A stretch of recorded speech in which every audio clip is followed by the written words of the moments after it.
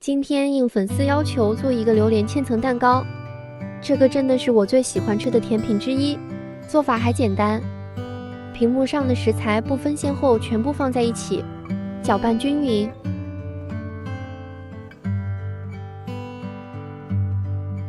面糊一定要过筛2次。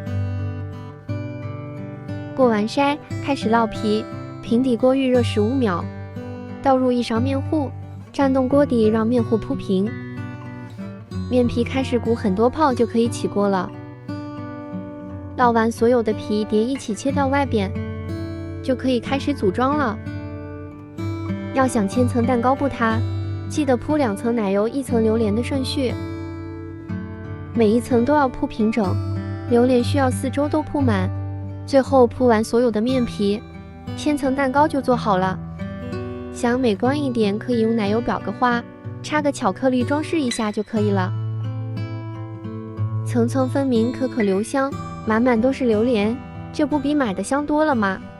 做法还特别简单，快来试试吧！